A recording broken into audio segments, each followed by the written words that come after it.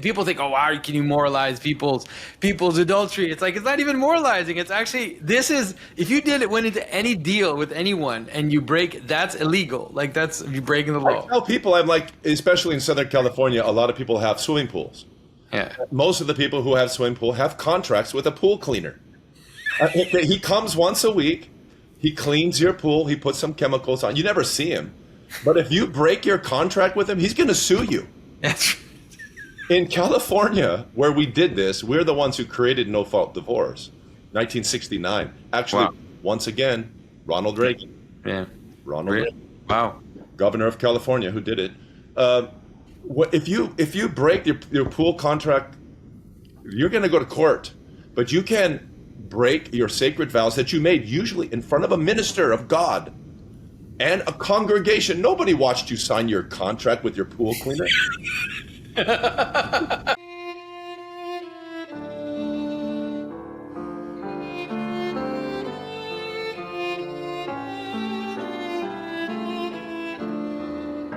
This is Jonathan Pedro. Welcome to the Symbolic World.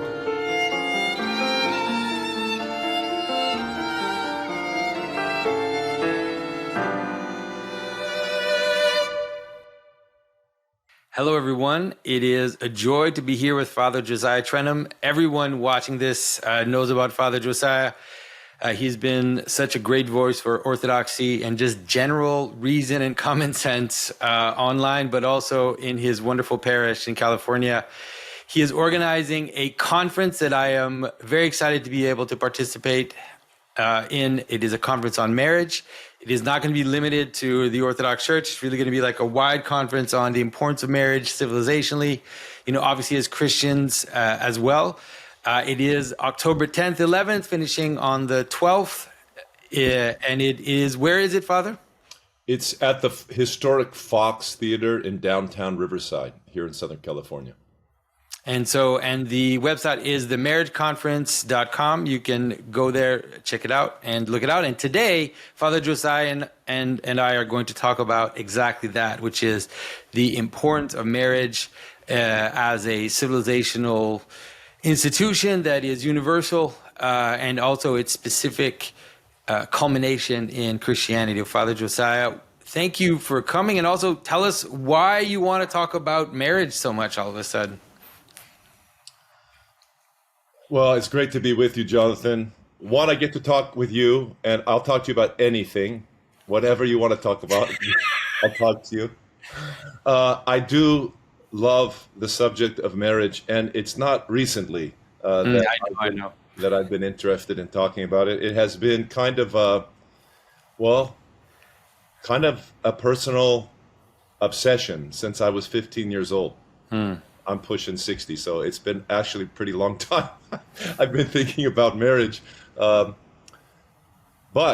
the longer I have served as a pastor, the longer I have served as a priest, the more deeply convicted I've become that the decline of valuation of marriage and its significance in the West is intimately associated with misery of all sorts.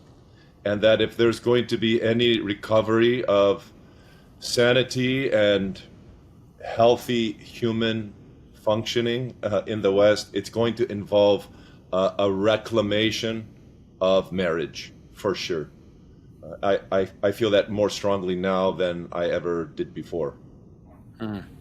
One of the narratives we've heard in the past few decades, probably, since World War II, is in some ways this idea that the nuclear family is an artifice, right? The idea that marriage is actually a very superficial thing. It's an artificial, we've heard different attacks on marriage.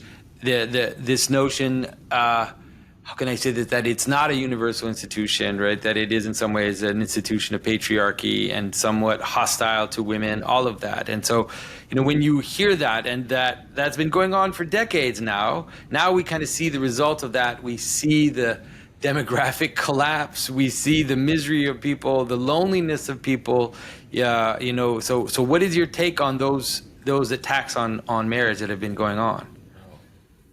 There's a lot to that. Let me begin by responding to what you were initially saying about the universality of marriage.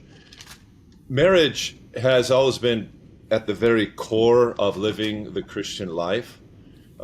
However, traditionally, in traditional Christianity, it has a different place than I would say it's had, let's say, in 20th century American Christianity. So in the history of the church, marriage has always been front and center, for sure, but not exclusively. I remember I was raised as a Presbyterian. When I was a young man in college, I had a dear friend who clearly had a calling to the monastic life, clearly had a calling to the single life. And he pulled me aside on several occasions over the course of our studying together to share his angst, because there was no place for him in his Protestant world. He didn't want to get married, and if you weren't married, somehow in that period of time, you were viewed somehow unnaturally. Yeah. As a matter of fact, today I'm giving you this interview on the feast day of St. John the Baptist, the 24th of June. Happens to be his birthday. His birthday is the third most celebrated birthday in the history of the human race. The Lord's birthday, of course, Christmas, is the most celebrated. The Virgin Mary's birthday, September the 8th, is the second most celebrated. But John the Baptist's is the third most celebrated birthday, and his life is the third most cherished life. I mean, in our tradition, in the Orthodox tradition, there is no such thing as a church without icons of St. John the Baptist, like everywhere, on the iconostas and everywhere else. And he functions kind of as a witness, as a standard for monastics, especially people who have a calling like he did, to complete consecration. And so he forewent marriage. He never got married. He gave himself 100% constantly to Christ. And so our monks and nuns follow him. And yet today, I was celebrating the liturgy before I came on with you. In my sermon today, I was pointing out that the Archangel Gabriel, when he came to Zacharias to tell Zacharias about the upcoming birth of John and what he was going to do, he summarized John's public ministry under three phrases, all beginning with the word turn. He's going to turn three groups. He's going to turn people to the Lord in general. That's going to be number one. That's a beautiful calling. He's going to turn the hearts of fathers to their children. And don't miss that. I mean, here's a guy who doesn't have a family, and yet his ministry is going to be to families. He's going to, even though he himself had no biological children and lived in the desert and ate bugs, he ministered to the married. He ministered to those who had families, and he taught fathers to consider a great honor to invest themselves in their sons and their daughters. He turned the hearts of men to the children, and then he's going to turn the disobedient to the wisdom of the righteous. He's going to bring people in general to start considering ways that are time tested. So I just want to say that initial volley. For us, marriage is fundamental. It's foundational for Christianity. It, together with monastic life, are the two kind of foundational bedrocks for building your life in this life. And they're not always that separated. They kind of interweave. They have a symbiosis. They both help each other all the time and in many ways.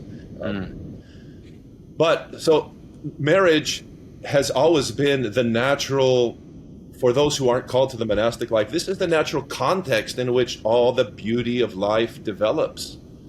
And to see that abandoned as though somehow it was something that was man-made, or even worse, maybe made by politicians, and therefore can be altered and adjusted, and you can take these parts and dump those parts, that's nuts. Yeah. That's just absolutely nuts. It's interesting what you said about the relationship between monasticism and marriage. I've been thinking about that quite a bit, because one of the things that is confusing for people outside the church is they look at the literature of asceticism, and they have this sense that in some ways maybe Christianity is a kind of anti-life thing. You saw that in Enlightenment thinkers, that maybe one of the causes of the fall of the Roman Empire were all these people going to join monasteries.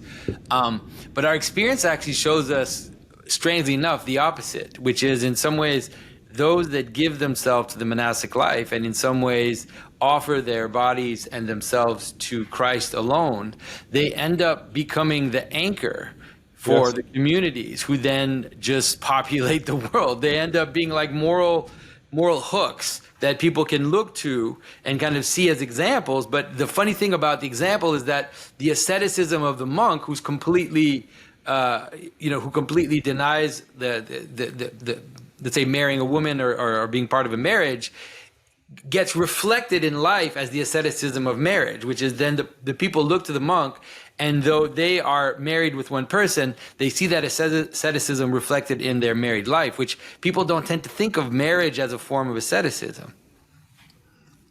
No, they don't, because much of our opinion about marriage has been, by osmosis absorbed by our fallen culture and very secular culture that doesn't have a vision for marriage, obviously. Obviously, marriage is tanking. I mean, it is absolutely tanking. It's a minority status today. Like 41% of Americans are actually married, 41% of households. That's nuts compared to when I was born even. I mean, I know I'm old, but not that old. I was born in the 60s, and 75% of homes were occupied by a husband, a wife, and children when I was born. In California, that's nuts.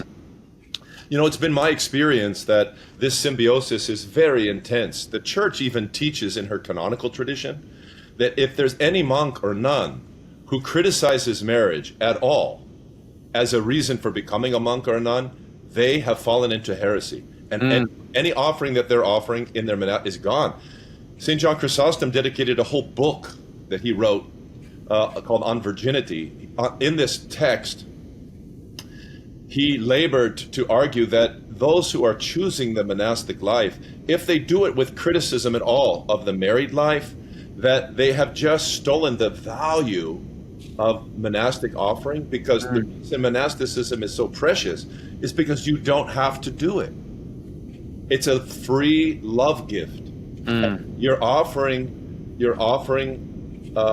to say no to the great happiness of marriage in order to give all of your energies as a free gift of your love to Jesus and to the church. If all of a sudden marriage is evil, there's no gift at all. It's the only option. If marriage is evil or in any way tainted with sin, by definition, then you have to. True Christians have to become monks and nuns, which just guts the value of monasticism itself. Yeah.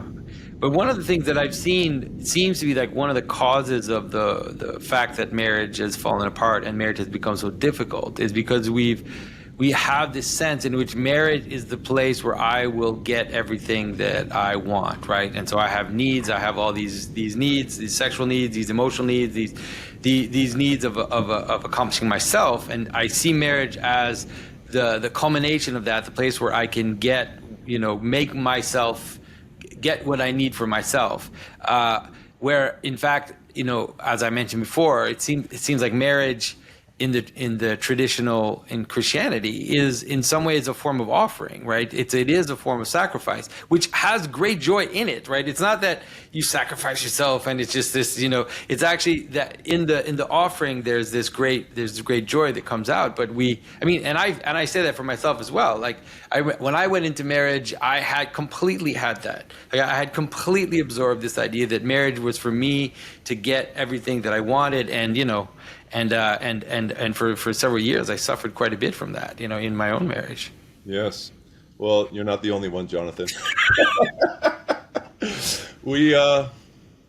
I share that too. When I was young and I was thinking about getting married, I wanted a beautiful wife. I wanted to have a woman who loved me, and I'm very sympathetic with that. There is a lower form of love and ambition, eros, for instance, that is very important. It's very important. It's not as though the church is saying that marriage, it doesn't have that aspect of being able to be loved and to be possessed by someone and to possess them joyfully with love. The church is just saying, look, that's the entry door. That's the entry door, but the house is much larger than that and much more beautiful than that. And even the entry door, as legitimate as it is, becomes much less relevant the older that we get, and the more mature, I should say, in our relations that we get. I love that image that C.S. Lewis uses in his book, The Four Loves. he's describing Eros, and he says, Eros is very important. He reminds us that it's very dangerous, right? I mean, Cupid has a bow and arrow, but it's not to give you chocolate. Yeah, Watch out, you're going to get shot and you're going to bleed out. You're going to suffer. Yeah, but he says Eros is the powerful shot that gets the train of marriage and family life moving down the track. Mm-hmm. And he says, but it can't sustain it. No, for that you need really more mature loves. You need storgi, you need philia, you need agape. If you're going to keep your marriage going and it's going to mature, you can have a place for Eros, but really these other loves have to become larger and more important in order for marriage to become what it can be. And once it's growing, wow, what can't it do, really? Yeah. I look at my 37 years of marriage and I think it's tamed me. I still have a lot of work to do, but it has tamed me a lot. It has taught me patience. It has expanded my heart from the little tiny stone that it was to now just a little bit bigger stone. It's done a lot of things to me that I never dreamed it could have done. Yeah. And I think we can. In some ways, we're in an amazing situation. It's sad to rejoice of the situation. But what I mean is that there are some warnings that you can see in the fathers or in just holy people all through the centuries about the dangers of letting letting our vision of marriage go. And in the past few centuries, we have. So we went down that path. We had that experiment. And now we know what it looks like. And so in some ways, it is a great time to talk about this because we've run the experiment, folks. Yeah. We have the results and we know what it looks like. And, the image, I mean, there are so many dark images that populate our world right now. Like, the image of the single or divorced person in their late 40s swiping on Tinder, trying to get dates. It's just this sad. It's just like this sad thing. And there are just a lot of these images. Like that's just one, but there are a lot of these images that have populated popular culture now for several decades that show us to what extent putting effort and living a family life and marriage is the way to go to live a satisfied, joyful life. I agree with you. We have abandoned not just living marriage, but we've abandoned championing. We don't have champions really of marriage, at least not in the public square. We have a lot of interesting people, we do, and some are even raising the alarm about declining birth rates, which is a great concern, and which is one of the concrete fruits of abandoning marriage, is that we just aren't having children. We're not only not in love with marriage anymore, we're not in love with parenting anymore, yeah. And we're trying to find alternatives which are not working well. But even those who are discovering the importance of childbearing haven't quite been able to move to the next step, which is that before you address parenting, you have the issue of marriage as a universal institution, something that God himself made for the human race. And until we take a hard look at what we've done to marriage, and I would say you're right, I think it is several centuries in the making. But I'll tell you, the mid-20th century, from the 50s until where we are now, especially with the outbreak of the sexual revolution in the 60s, we have gone from not respecting marriage to full frontal assault on marriage. Full frontal assault. And now we can't even talk about its integrity. I mean, look, I don't mean to be disrespectful in any way, but when the champions, the two great conservative political champions of America are Ronald Reagan and Donald Trump. Ronald Reagan was the first twice married president the United States has ever had. And Donald Trump is the first 3 times married president that we've ever had. Something is wrong. Yeah. Something is wrong if we can't discuss the importance. I can understand if they presented themselves as, thank you for trusting me, even though I have failed in the most important earthly arrangement that I committed myself to, that institution where your word means the most, way more than business arrangements, is in marriage. You make sacred oaths when you get married. All cultures do. It's the test about integrity. I would be more sympathetic if we had political leaders who were trouncing on marriage and they said, look, forgive me. I'll give you an example. I had the privilege of meeting a British politician recently that I really like. I'm sure you know him, Nigel Farage. I like Nigel very much, and Nigel has a lot of good things to say. I'm very interested in some of the things that he says. And I was asked to participate and speak at a conference, and I knew he was going to go. I didn't really want to go to the conference, but I told him, I said, look, if you can give me 10 or 15 minutes with Nigel by myself, I'll go. Yeah, so they did. They were super kind, super wonderful people, very kind. And in my conversation with him, I appreciated his humility. He said, and I've heard him say it elsewhere. Matter of fact, he said it at ARC last time we were there.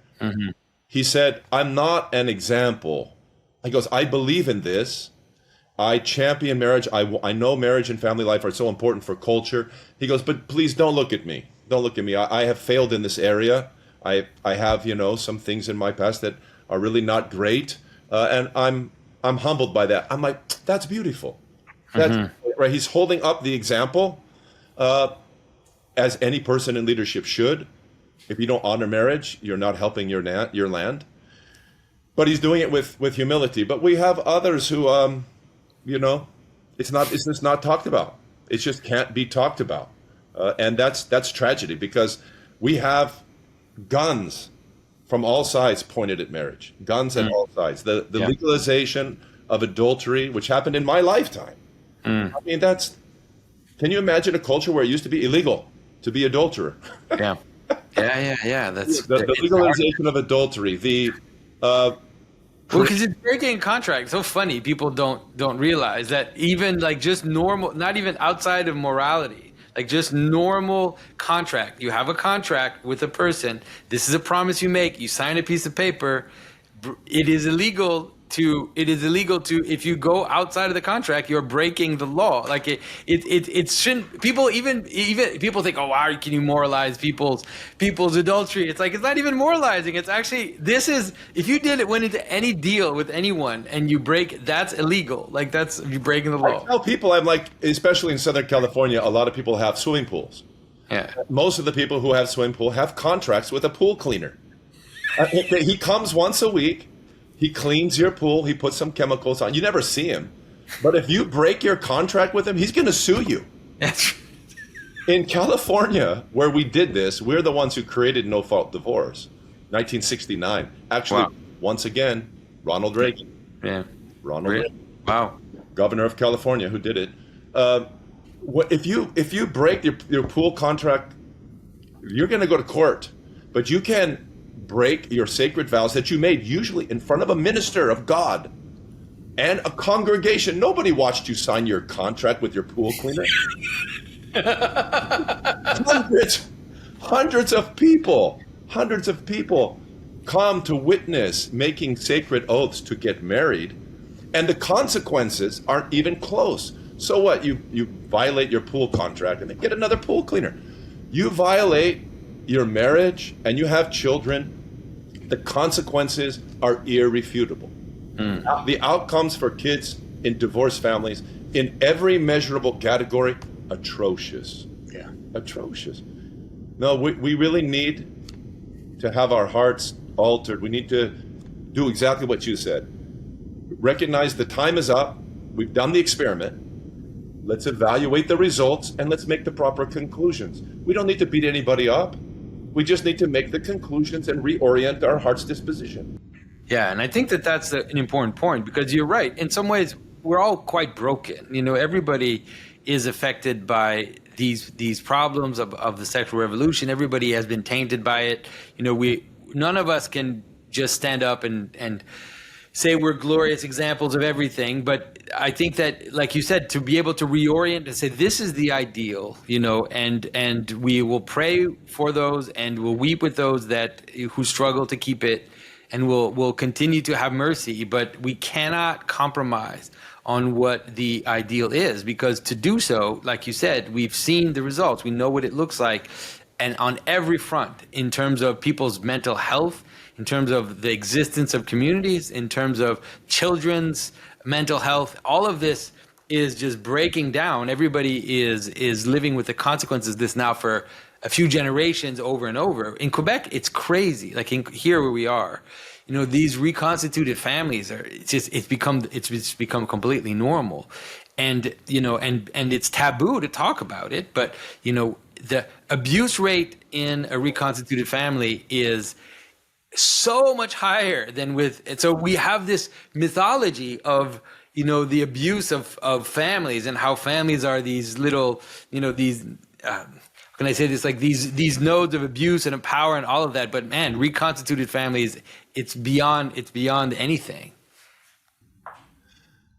So not only do we have to, I think, make the evaluation, conclude the experiment, and draw our conclusions from them, so to speak, but also we need people who have experience and who are knowledgeable to lift their voices and to say, we need to address marriage for what it is. It's a pre-political, divinely created institution. And it can't be discarded any more than you can discard your own humanity. We're trying that now too. And it's not going well. It's not going anywhere. It's not going well at all. But they're connected. The two are very marriage is a paradisal institution. It wasn't exactly as it is now. The fall had tremendous consequences on marriage, but it's not something that God made up later. It's something that when he made humanity, without marriage, he did not say his creation was good, his human creation. Everything else was good. He looked at everything else, but when he had Adam, and he brought all the animals to Adam, and Adam showed his incredible intelligence, his prophetic insight, and his ability to discern the purposes of God's creation for every animal, and he gave a name, which is what naming really means. It's defining. When he did that, and he looked around, he could not find rest until God looked at him and said, "You know what? This is not good." It's the only not good in creation. A not good without sin. That's amazing. How could there be a not good when there's no sin? Well, it's a not good because it's incomplete. And then he made Eve. And then Adam looked at her, and it was very good. It went from good to very good. This is all foundational stuff. To ignore that or to pretend that somehow the political sphere or the state is the origin of marriage or can control and regulate marriage, this is ignorance. This is ignorance. Yeah. One of the things also that people say, They say that the nuclear family is a modern invention, that in fact in the ancient world you had extended families, and that the extended family was really the family and all of that. And what's fascinating about, because I hear people use that argument all the time, even in weird progressive circles, people will use that argument to kind of defend an alternative vision of society. But it doesn't hold up, because the extended family, of course, but always the nuclear family. It's like there's the marriage, there's the family, and then the extended family is this large blessing that comes and kind of supports. Obviously, you need that, but if you think that you can have the extended family without the nuclear family, that's absolutely ridiculous. You can't have the village without the nuclear family. You're not going to have a bunch of children that nobody knows who their parents are running around being raised by a village. That's completely ridiculous. This is a criticism from, the 1950s and kind of the morphing of the American family into this two kids. We have two kids. We really don't have connections to other generations. That's not our way. In the East and in the West, in the formation of marriages, we're very clear, and we combine both the reality that in the coming together of a man and woman, a new family is constituted that is, in a sense, independent and unique, just like the family from which they came, but with an abiding relationship to their progenitors. That is very expressed in our tradition, in the Orthodox tradition, in what happens when people are crowned. The crowning has three basic references. It has the obvious kind of Greek victory. You've run the race and you've come. The race in this case is the race to get to marriage in an honorable way. When we take the crowns off of a couple's head, the priest says that these crowns were put on your head as a reward for continence. This means the church recognizes that when you found your beloved, of course, you've been, as your hearts are growing closer and your emotions are growing closer, it's natural for your bodies to grow closer. It's God's institution for the propagation of the race, but you honored him by respecting that is a quality of married couples, and that took investment, that took some measure of marital asceticism, and so you get a crown for being dignified in your courtship. That's one of the purposes of the crown. Another purpose of the crown is to bear witness that you are entering into a relationship of self-sacrifice. That love, which is at the basis of your union, will show itself in you laying your life down for the other. You're choosing your spouse to be your chief neighbor, and Christ teaches us to love our neighbor as ourselves. And your spouse is going to be that. And so you get crowns like the 40 holy martyrs did when the crowns came down from heaven, because you're entering into a martyric relationship. The husband's supposed to love the wife like Jesus loves the church and lays his life down for her. That's serious business. And the wife has to respect the church and respect her husband like the church respects Christ. And that also, especially because we husbands, a lot of times we make it very difficult. It's very hard for the wives to respect us, but they have to, right? And they're crowned with a blessing, a martyric blessing. But it also has a third reference, and that third reference is to being crowned as a king and a queen over their new realm, over their new kingdom, which is their home. It might be 200 square feet. When I got married, I had a 400 square foot apartment. I had to suck in to get into the kitchen. It was very narrow, but I felt like I was the most wealthy king. We had $400 in the bank when we got married. That's it. But we had our health. We knew we're gonna get jobs. We did right away. But we set all the rules, brother. We set all the rules, and we decided, when we were going to pray and when we weren't, and how we were going to raise our kids, and when dinner was going to be, right? This is our kingdom. That concept is so fundamental. It's actually in English common law. I mean, this is what's behind the fact that a police officer cannot enter your house unless he has a warrant from a judge, because a man's home is his castle. He sets, he's in charge there. This is a great mystery. So when you're crowned, and in the crowning prayers, the priest turns and he blesses your parents. So your parents are there. They're assumed to be watching and giving their consent. As a matter of fact, a priest can't marry a couple unless he has the consent of the girl's father. The canons forbid it. Really? So they're involved. The parents are involved, and they're the ones respecting it. And it's the joy of a parent to see their children become their own family. But you don't lose your connection to your parents. I mean, I have a bunch of my kids are married, and they have given me grandchildren. Our relationship changed, but it's better. It's deeper even. Yeah, I think a lot of the images you brought up are beautiful. I've been telling people that's why in fairy tales it's always princes and princesses.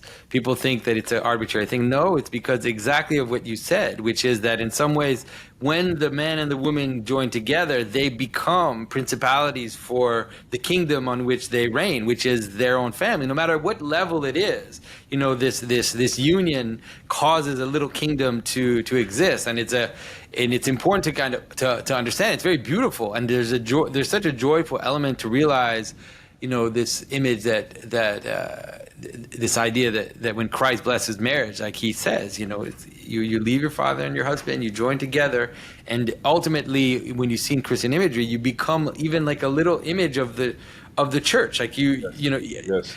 You become a little image of the relationship between Christ and the church in your little microcosm. So it's a cosmic thing. It's not just a question of practicality. It's not just a question of emotion. Although all of those things are true, it really is a participation in the cosmic order. In the West, in the marriage rite in the West too, there's an action that I really respect and I like. At the end of weddings in the West, and sometimes we Orthodox use this too in the West, when the couple is now married and they're about to leave and they're going to recess out of the church, in our tradition, we usually are singing God grant you many years. It's very triumphant, very beautiful. But they step down and they go to, and they greet their parents. And I always tell the couple, if the couple's going to do that, I always tell them, look, you go together. You're going to go greet the parents, the father, the wife of the bride, but you're going together. Don't separate. Your hands have been put together in the service itself. The priest joins them, and then you keep them together, and he blesses your hands. Now you go together as a new independent family and couple, and you greet your parents for the first time as an equal. It's marvelous. It's majestic.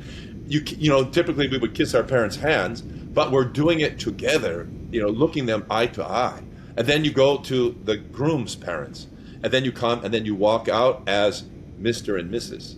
You walk out, you know, as this new couple. It's the same idea that, as in our tradition, that you have just become something that is extremely valuable. You may be going home and moving into the apartment above your parents. That's very common. Yeah. Very common. If you ask me, do I have an apartment in my garage and is one of my daughters with her husband living there right now? The answer would be yes. The answer would be yes.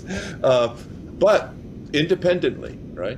Yeah. And I think there's so many things, because one of the problems that we've seen I've seen that around me is people, they say, what really is it? Like, what is this? Like, we have this ceremony, you know, I love her, we live together, you know, we're faithful to each other. Isn't that enough? But I think what you've said and the way you've described the marriage ceremony helps you understand. For those people that watch my channel, understand that origins have a different quality to them. You know, that in order to manifest the transition from one world to another, right? No matter how you think about it, whether it's, you know, America separating from England and becoming its own thing, whether it's your own baptism where you leave the old life and you enter into a new one, it has to be marked in a certain way. It has to be a moment that is marked in time, marked in place, you know, let's say stamped with a kind of vertical relationship where we invoke God to bless this new reality. You know, it really becomes like a little image, I think, of Jacob when he discovers the Bethel, like the house of God, and there's these angels moving up and down, and God says, this is going to be the beginning of you. Like, this is the house of God, but it's also the place from which you will bless all the nations and all of this sense. And so that's what marriage does for a couple. It basically says, like you said, it's basically marking the moment when you are no longer two separate people, but now there's a being that is formed, that is the joining of the two together, and that being is more than the individual parts, right? It is something that is mystically one in a way that is real. Like, it's not an illusion. It's not something. It's something that will then, like you said, found a kingdom together. Yes. So yeah, it's a powerful thing and very important. There's little aspects, I think, Jonathan, there's aspects of marriage that are very attractive to people still, even in this anti-marriage culture, even though marriage has been, you know, being shot and legislated against for decades now. And then that has to stop. Please, Lord, let that stop. And let's reverse course. People like little aspects, right? They love the sex part. They love that. They love the being together, at least sometimes part. They like that. They like companionship. Who doesn't like companionship? And even though if you're not married, the potential for developing that companionship into really a friendship that's worthy of that name is less. Marriage gives you that opportunity to really develop friendship. But I think what they're missing is an appreciation. And I think we can conclude from this experiment that this is true, what I'm about to say. Marriage and sexuality is such a big deal that if you don't get it right, it will ruin your life. Right. It will ruin your life. God created marriage in his wisdom to be able to unify a whole bunch of extremely important things together. Let me just, in my mind, tell you what I think those are. Yeah. It starts at the top with desire. So the desire that exists in a man for a woman and a woman for a man. St. John Chrysostom describes marriage from the position of a father watching his daughter run to her husband. He says the way that a parent should view it it's two halves running to make a whole. It's a sense of incompletion and a desire to be whole and be complete in a one flesh union of life with this other person. So that desire, it also has a sexual component, which is extremely powerful. Don't we know it? I mean, look at our society. The desire is so powerful that people can't contain it without the norms of the church, without norms of basic morality that most societies have had. Since we've abandoned those, sexuality has gone wild, and desire has spun out of control and wreaked havoc. It's wreaked havoc with the epidemic of single moms who are abandoned with their children, with children who have no fathers, which is kind of like the most foundational cause of disorder in their life. So if we start with desire, we might go then to the concept of union and sex, which is so powerful. Remember, though, that those two, joining union, sexual union and desire, is very important. Our culture doesn't even get that anymore. Our culture today has separated the impulse, the sexual impulse, from union with the explosion of autoeroticism. I mean, look what's happening in some of the Asian countries. Radical social dysfunction because people have even broken that. They have desire, but they've turned it in on themselves through digital life. And they're not even allowing that to push them towards another. So that's the first union, I would say. Is you have desire, you have union. God puts in there love, right? That's a different kind of desire and much more noble than just the sexual desire. To desire someone for the benefit of them, that's huge. So marriage has desire. It combines desire with sex. It combines sex with an actual union with a person. And that union with love as the motive, and that love with some definition to it. There's a lot of people say, well, I love my partner, but we define the love. It's a love of substance, what we might call commitment. So marriage keeps that defined well for us. It's commitment. That commitment is a particular kind of commitment we call marriage, which is a whole life's commitment. Sometimes people don't fully embrace that, and they get married and they keep little pieces of their life to themselves, and they don't let their spouse look into it. Maybe I have my checkbook and you have yours, and we don't look at it. I mean, it's not the end of the world, but it's pretty stupid. Just as a pastor, it's a marker. It's a marker of something unhealthy. If there's portions that you're keeping from your spouse, that's not what marriage is. Marriage is a full-blown sharing of all aspects of life. You can divvy up those aspects, but you can't on principle say, stay out of that part of my life. Yeah.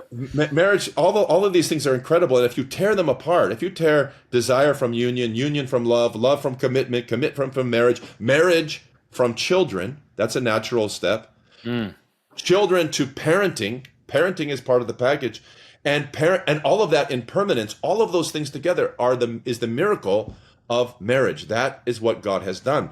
If you take any one of those things outside of the bonds of marriage, you're going to have trouble. Yeah, that's amazing, because you can just play it out in your mind and look at all the examples of all of those all of the things you mentioned, and how in our society they've all been broken apart into their separate little thing, and you can see the misery that it brings. And it's interesting because the commitment part, I kept thinking about that. People also don't realize this as well, because one of the problems we've had is that love has been reduced to kind of emotion, like something that I feel.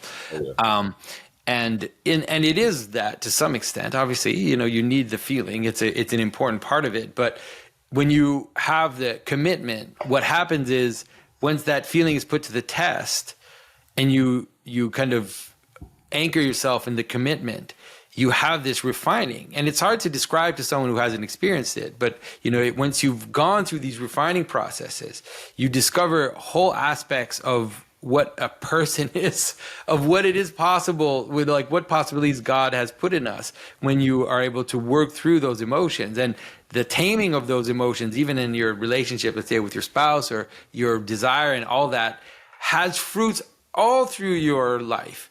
Right? It's like the reining in of your sexual desire, for example. It's not just about sex. It ends up pervading all your capacity to rein your passions in, to control yourself, to aim, to focus, right? To aim towards proper things. And this is something that the ancients knew very well. Like I remember reading like an old an old salesman's book. It was really funny, and it was saying like if you want to be a good salesman, one of the things you should do is you shouldn't have sex the day just before a big sale. And like for a lot of kind of, let's say, early modern or like 20th century readers, they said that's ridiculous, that's the dumbest, craziest thing. But like ancient people had understood this energy, like if it's sexual energy, if it's focused, if it's sacrificed to something higher, if it's put in service to something higher, actually yields in all through your life, in all kinds of things, in all kinds of and you can see, like you said, when you talk about, let's say, South Korea as a good example, where the kind of autoeroticism out of control also leads to a kind of just abasement of human intention in general, where people have no motivation, have no desire, have no ambition, have no kind of drive towards anything because they're just drowning in their own pleasure. It's like all of these things go together in ways that it's so hard for modern people to kind of to put back together in the way that ancient peoples understood just naturally. Yes. I did a trick once on my parish. It wasn't very nice, but it was a lot of fun.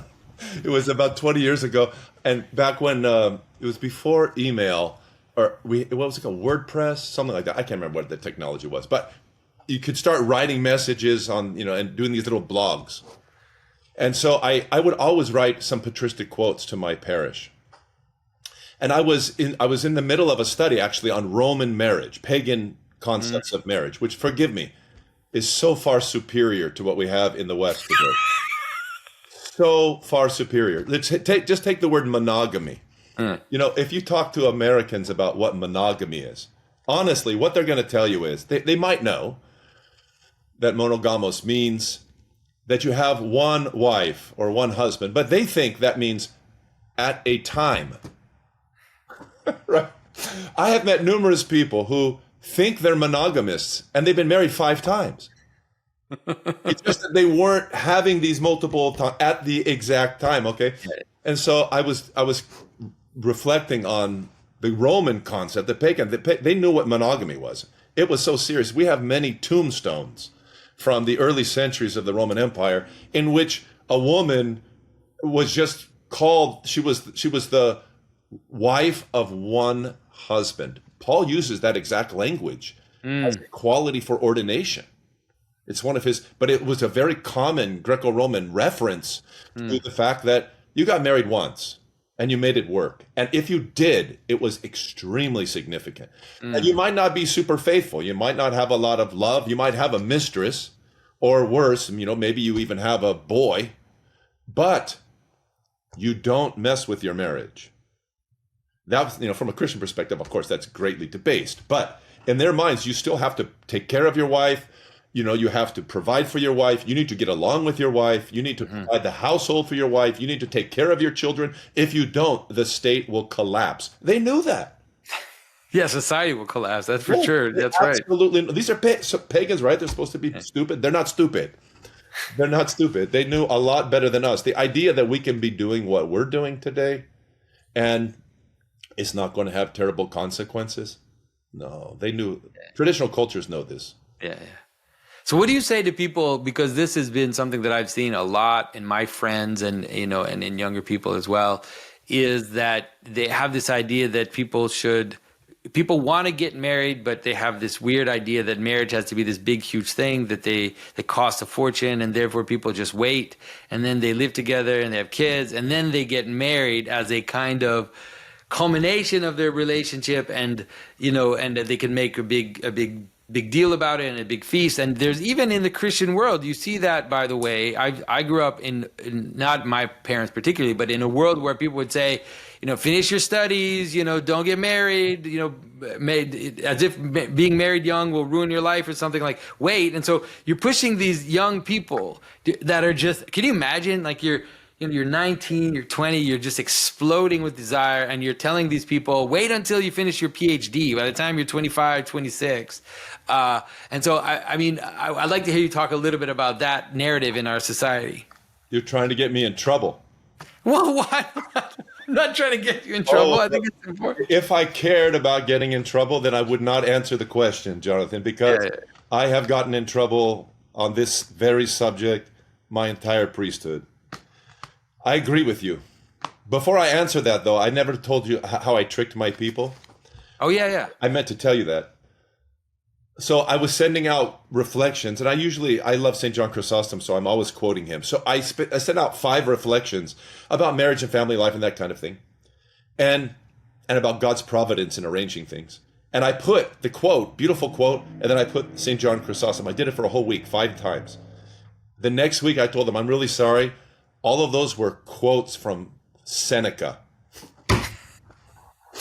Every quote was from Seneca, right? A contemporary of St. Paul, the great Roman. And his words were so beautiful, no one could tell it wasn't St. John Chrysostom. Mm-hmm. The points were the same. The respect for, of course, he didn't understand. I'm not suggesting that he understands providence exactly as we do. But there was a lot more in common that we have today with secular. Than we have with today, yeah, exactly. Yeah, or even a lot of Christians today, even, let's say. And the Romans knew how to get married. The Romans knew how to get married. And the involvement of the way that we do dating today, this radical individualistic approach to dating and to marriage formation, it also is part of the package that needs to be reevaluated and dumped, frankly. The best way to meet people are through friends and family who know you and know them. This is the best way. I have a good friend. He's Indian. He's from India. And he tried so hard. He came to America. He's working. He became a professional. And he's like, and his parents were like, well, you need to get married. Let us help you. He's like, no, I've got this. And he tried and he tried and he did the whole kind of dating thing. And then he just wore himself out. So finally, he cried uncle. He called his parents and he said, okay, I give up. Arrange me a marriage. But the only one thing I ask is make sure that you consult my brother, because he was very close with one of his brothers. He said, please make sure my brother agrees. Anyway, so they did. Taken care of. They made the beautiful arrangement, and he's lived in the happiest marriage since. For me, it was the great witness of the two styles, right? It's a competition between the two styles. He got worn out and completely depressed by doing the American Western secular thing. And he finally gave in and he let his parents have an important part. Who knows you better than your folks?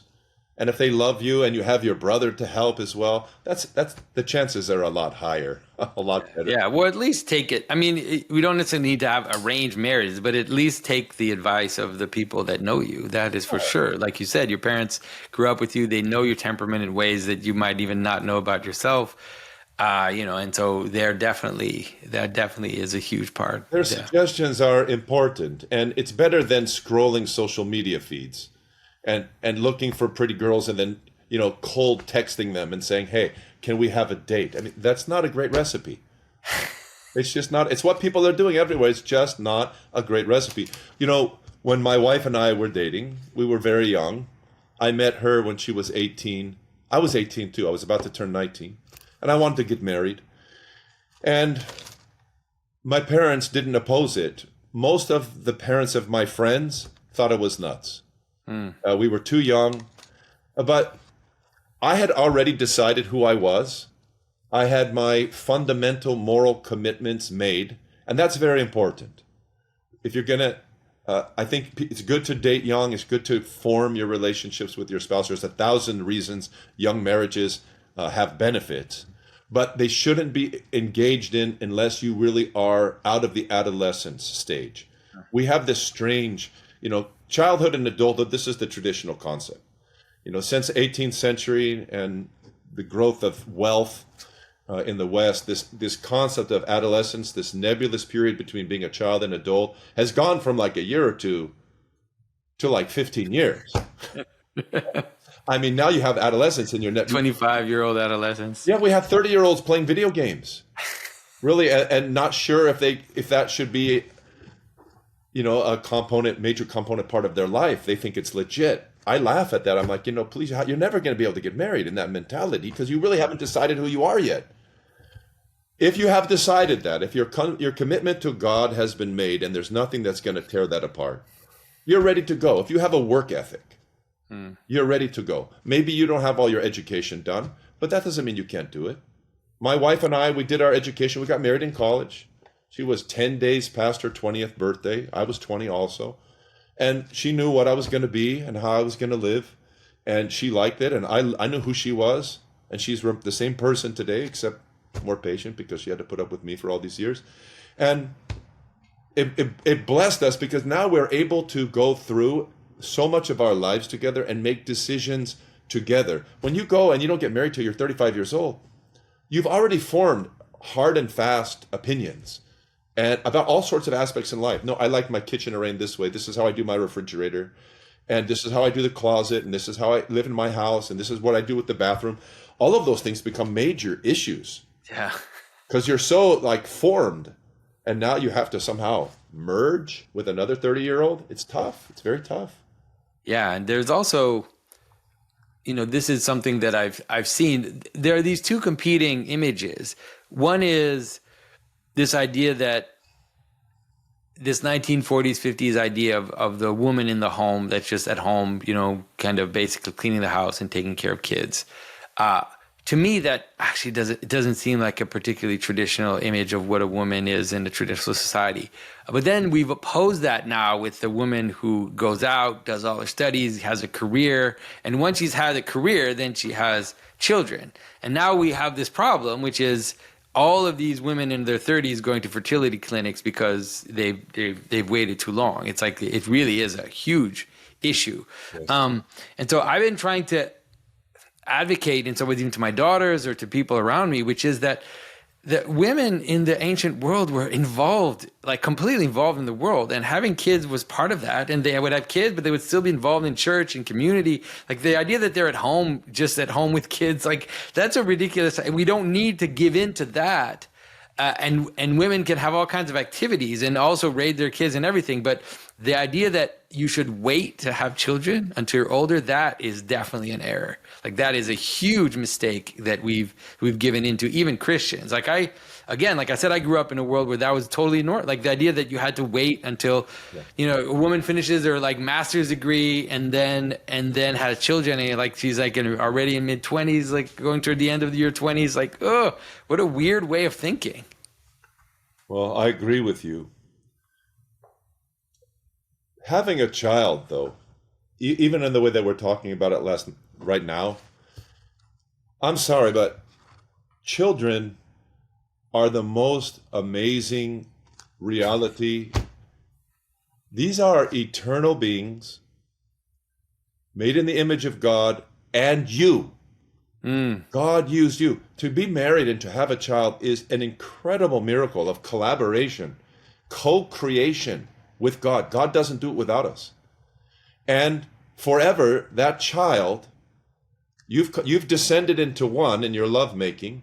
With the blessing of God, you've now become three. So there's the power. Chrysostom says the power of unity is expressed in the childbearing. It explodes. You shrink to one, you become three, and then that person is a perpetual bridge between you, three, forever, and bears witness to your union.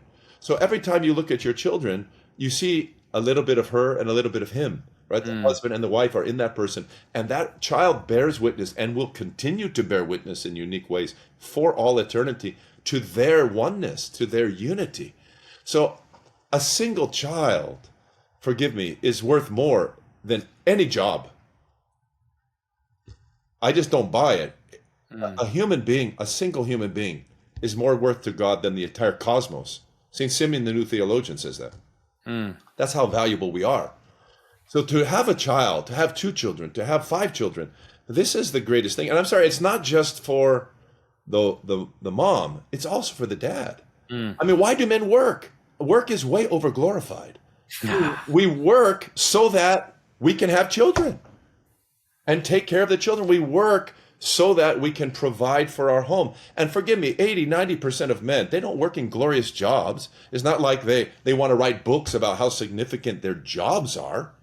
I mean, I'm not downplaying work. Work itself, if you do it for God and you do it for those that you love, is very satisfying and very beautiful. All I'm saying is that it's way over glorified in our culture. Yeah, the public square is way over glorified. I'm sorry. The domestic sphere is the beautiful realm. It is the beautiful realm. And that's where even husbands get their motivation to come home and have your kids sit on your lap, to call you daddy, Yeah, it's amazing. to pinch your face, to give you a kiss.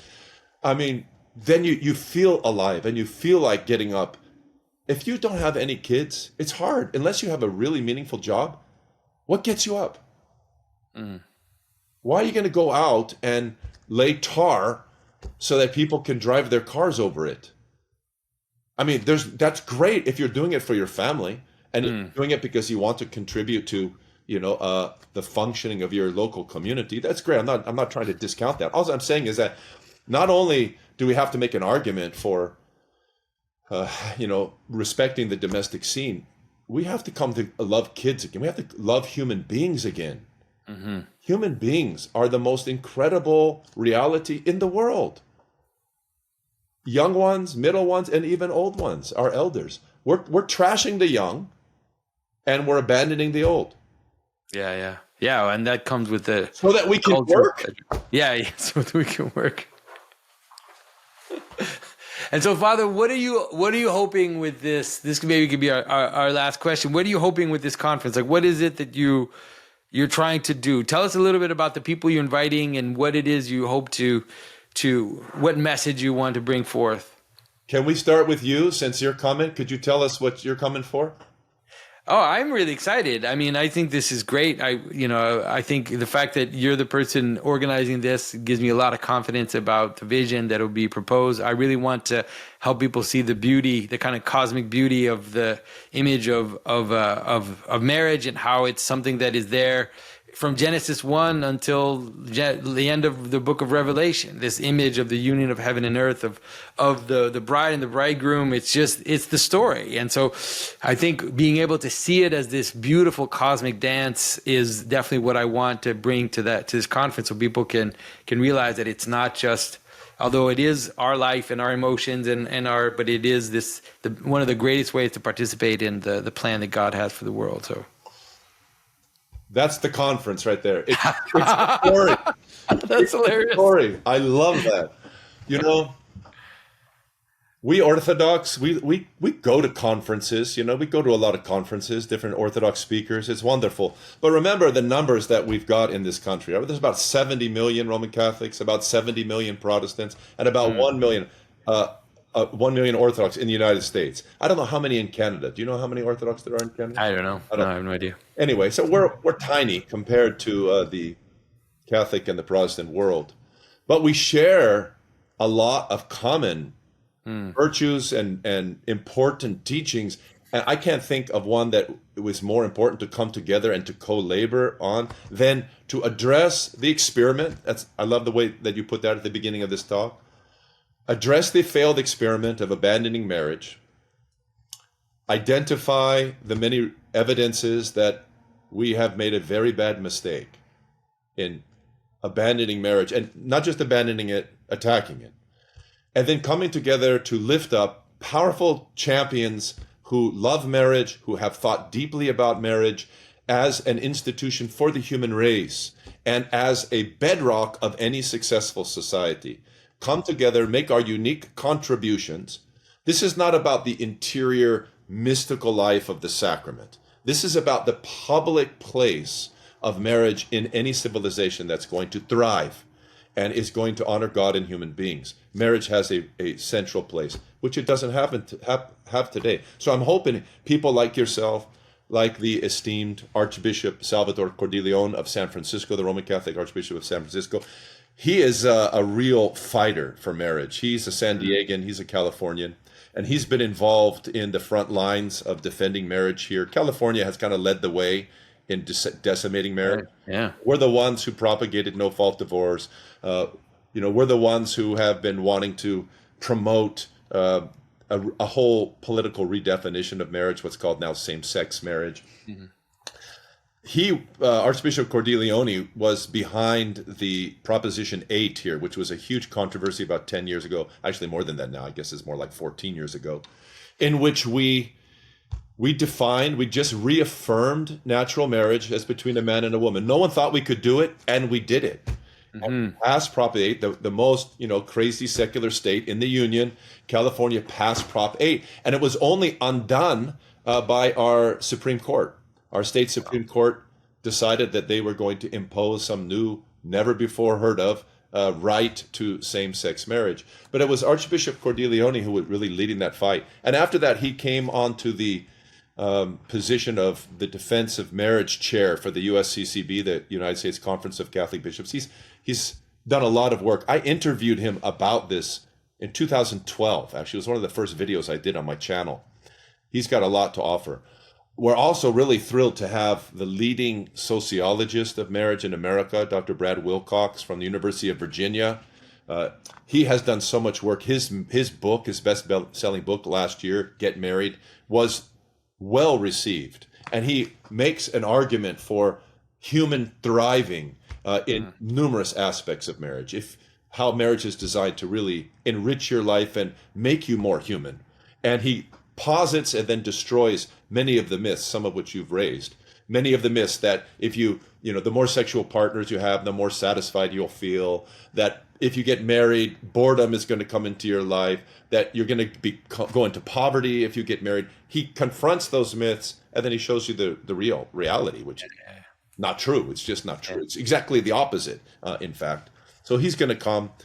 A very fine Protestant theologian, a young and budding Protestant theologian and YouTuber, Dr. Gavin Ortland, who has a very strong formation in the Protestant world. He's going to come and talk about the significance of love in marriage.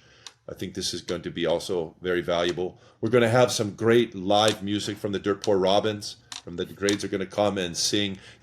Their thematic music. You really turned me on to, actually. And I'm so thrilled that they're going to come. I think it's going to be really edifying. A lot of visitors are going to come. A lot of VIPs from California are going to come. And I'm hoping that lots of people will come in order to rekindle, or maybe for the first time, have someone stand up and say, you know what? It's time to set the vision for marriage and to reaffirm the glory of marriage and its centrality in any good culture, any normal culture. That's amazing. I'm really excited, everyone. So sign up, come to the event. I think tickets are already on. People told me they already have their tickets. So tickets are on sale. They're probably going to go. So I'd love to see you there. I'd love to meet you there. And there'll be, they have Dirt Poor Robins there, Father Josiah, all these wonderful people. It's going to be a powder keg of. I think it's going to be great. I can't wait to go. So thank you for doing this, Father Josiah. TheMarriageConference.com. TheMarriageConference.com. Go there, get your tickets, everyone. Thank you for your attention, Father Josiah. Thank you, as usual, for your wisdom, your thoughtfulness, and I can't wait to see you in California. Can't wait to have you.